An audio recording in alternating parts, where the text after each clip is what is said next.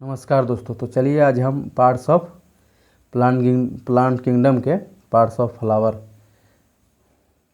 देखते हैं।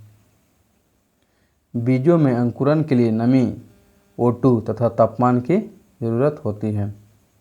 बीजों में अंकुरण के लिए प्रकाश तथा उर्वरक की आवश्यकता नहीं होती है।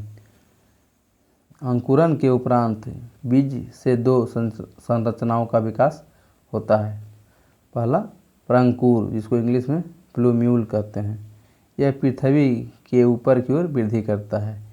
प्रंकुर विकसित होकर पत्ती, तना तथा फूल का निर्माण करता है, जिसे सामूहिक रूप से प्ररोह यानी शूट कहते हैं। दूसरा होता है मूलांकुर यानी रेडिकल, यह पृथ्वी के नीचे की ओर विकसित होता है। रेडिकल विकसित होकर जड़ का निर्माण करता है। चलिए अब जड़ को देखते हैं। रेडिकल के मुख्य जड़ का विकास होता है। रेडिकल से मुख्य जड़ का विकास होता है, जिसे टैप रूट यानी मूसला जड़ कहते हैं। रूट हेयर का निर्माण वन सेल से होता है। यह भूमि के अंदर से बढ़ता है था। इसे गुरुत्वानुवर्तन यानी जियोट्रॉपिक कहते हैं। फंक्शन ऑफ रूट को देखते हैं। जड़ में पॉजिटिव जियोट्रोपिज्म तथा नेगेटिव फोटोट्रोपिज्म का गुण होता है। यह भोजन संग्रह करने का कार्य करता है। कुछ जड़ पौधे में बने भोजन को संचित करने का कार्य करते हैं, जैसे गाजर, मूली, शलजम, शकरकंद और चुकंदर। कुछ जड़ तनों से विकसित होते हैं, जो वृद्धि करके जमीन को स्पर्श कर देते हैं। इस प्रकार की जड़ को स्तंभ जड़ यानी प्रोप रूट कहा जाता है। प्रोप रूट की मदद से पौधे को ताकत मिलती है, जैसे बरगद, रबर, पीपल। नोट में देखेंगे, जड़ में नोड तथा इंटरनोड नहीं पाया जाता है। चलिए अब स्टीम यानी तना को देखते हैं। तना में नोड तथा इंटरनोड पाया जाता है। इसका विकास पृथ्वी के विपरीत तथा प्रकाश की दिशा की ओर होता है, इसीलिए इसे प्रकाशानुवर्तन यानी फोटोट्रोपिज्म कहा जाता है। तना में पॉजिटिव फोटोट्रोपिज्म तथा नेगेटिव जियोट्रोपिज्म होता है। कुछ तने भोजन पदार्थ को संचित करने का कार्य करते हैं, जैसे आलू, प्याज, अदरक, हल्दी, ओल, अरबी, लहसुन इत्यादि। कुछ तना पत्तियों के रूप में विकसित होते हैं, जैसे नागफनी। कुछ तना कांटों के रूप में विकसित होते हैं, जो पौधों को सुरक्षा प्रदान करते हैं, जैसे नींबू, बेल, बबूल। कुछ तना ट्रेंडिल यानी परतान के रूप में विकसित होते हैं, जिसे द्वारा पौधे को ऊंचाई पर चढ़ने में मदद मिलती है, जैसे कद्दू, करेला, खीरा, ककड़ी इत्यादि। चलिए पत्ती को देखते हैं। पत्तियों के किनारों पर सूक्ष्म छिद्र पाए जाते हैं, जिसे रंध्र यानी स्टोमाटा कहते हैं। रंध्र की मदद से O2 तथा CO2 के विनिमय का कार्य होता है, इसलिए इसे पौधों का श्वसन अंग कहा जाता है। पत्तियों पर सूर्य की रोशनी के कारण तापमान बढ़ने से पत्तियों से जल वाष्प के रूप में बाहर आ जाते हैं, जिससे तापमान को नियंत्रित किया जाता है। इस क्रिया को बाष्पोत्सर्जन यानी ट्रांसपिरेशन कहा जाता है। कुछ पौधों में पत्तियां घड़े के रूप में रूपांतरित हो जाती है। इस घड़े में कीटों को पकड़ने का कार्य किया जाता है, जिससे कीटों को सड़े हुए शरीर से नाइट्रोजन प्राप्त कर लेते हैं। इस प्रकार के पौधों को कीटबाची यानी इंसेक्टिवोरस प्लांट कहा जाता है। ये पौधे वैसे स्थानों में पाए जाते हैं जहाँ की मिट्टी में नाइट्रोजन N2 नहीं पाया जाता है, जैसे पीचर प्लांट, यूट्रिकुलेरिया, डोसेरा, नेप्थीस, पिंगुएला। यूट्रिकुलेरा डोसेरा जो है ना, यह जलीय कीटभक्षी है, तथा पीचर प्लांट और पिंगुएला और नेप्थीस स्थलीय कीटभक्षी हैं। चलिए फूल को देखते हैं। फूल में मुख्यतः 4 संरचनाएं होती हैं।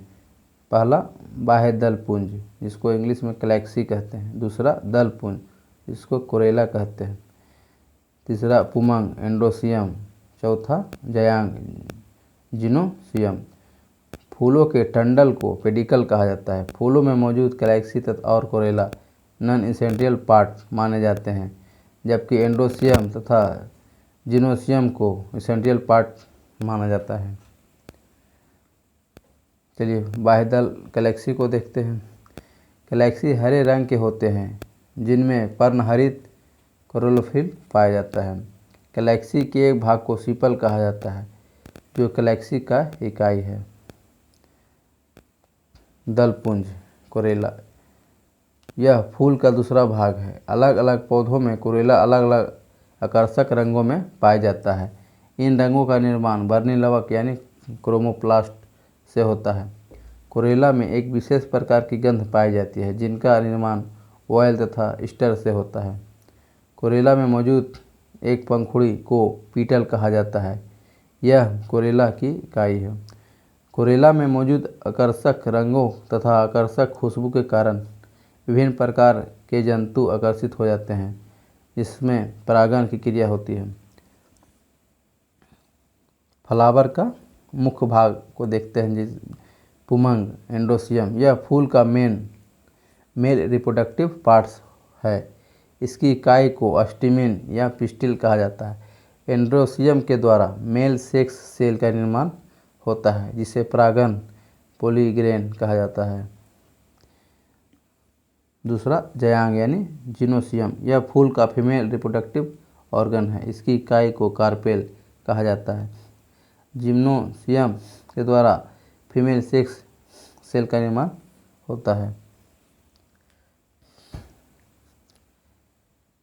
परागण को देखते हैं। यह एक प्रक्रिया है जिसके द्वारा परागण स्टिग्मा तक चला जाता है। पोलिनेशन के लिए अलग अलग एजेंट महत्वपूर्ण योगदान देते हैं। इसके आधार पर पुष्पों को अलग अलग वर्ग होते हैं, जैसे में चलिए देख लेते हैं। इन सबसे ज़्यादा अगर देखें तो परागण इंसेक्ट के द्वारा होता है। इंसेक्ट में सबसे ज़्यादा किस में, तो मधुमक्खी में। इसके अध्ययन को क्या कहते हैं, इंटोमॉर्फिल। बाई बर्ड्स यानी जो पक्षी से पोलिनेशन होगा उसको ओंथियोफिली कहते हैं, और जो चमगादड़ से होगा उसको चियरोपेट्रोफिली कहते हैं, और जो चींटी से होगा माइमेकोफिली कहते हैं, और जो सांप से होगा माल्कोफिली कहते हैं,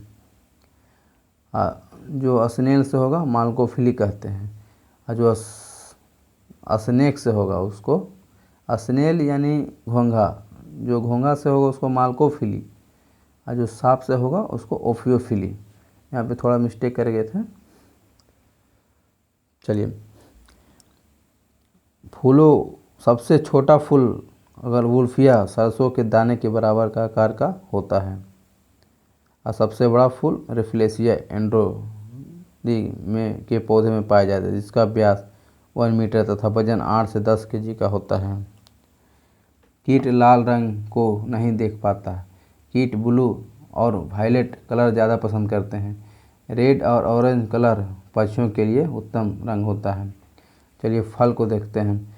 फल का निर्माण अंडाशय ओवरी से होता है। अंडाशय से फल के निर्माण के आधार पर 2 प्रकार के होते हैं। एक सत्य यानी ट्रू फ्रूट, वैसा फल जिसका निर्माण ओवरी के द्वारा होता है उसे सत्य फल कहा जाता है, जैसे आम, अमरूद, जामुन, धान, गेहूँ।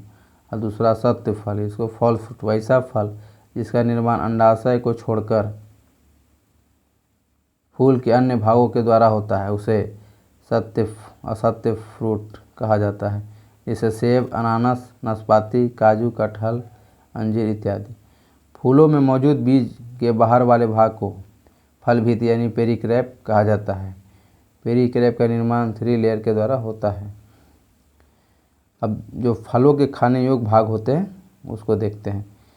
इसमें धान, गेहूँ, मक्का, ज्वार, बाजरा, नारियल, ये सब को हम क्या खाते हैं, तो भ्रूण पोषण यानी इंडोस्पर्म को खाते हैं। दूसरा देखते हैं आम, पपीता, इमली, इसको हम क्या खाते हैं, तो मध्य फल भीति यानी मेसोकैरियोट को खाते हैं। अमरूद, करेला, बैगन, ये फल भीति एवं बीज को खाते हैं। टमाटर, परवल, इसको पेरिक्रैप यानी फल, इसका भी फल भित्ति बीज को खाते हैं। सेब, नाशपाती, पुष्पन यानी थैलमस को खाते हैं। नींबू, संतरा, मौसमी, रसीले रोम जूसी हेयर को खाते हैं। अनार, रसीले बीज चोल टेस्टा को खाते हैं। लीची, एरिल को खाते हैं। अंगूर, अंगूर के फल भित्ति खाते हैं। अनिषेक फल को देखते हैं, जिसको इंग्लिश में पार्थियोनेक्रोपिक फ्रूट कहते हैं। इस प्रकार के फल का निर्माण बिना परागण एवं निषेचन के द्वारा होता है। निषेचन नहीं होने के कारण इस प्रकार के फलों में बीज नहीं पाए जाते हैं। अगर बीज होते हैं तो उन्हें फॉल्स सीड कहा जाता है, क्योंकि इस प्रकार के बीज में पौधों का उत्पन्न करने की क्षमता नहीं होती है, जैसे केला, कदम, अंगूर, गुल्लर इत्यादि। चलिए आज यहीं तक रखते हैं।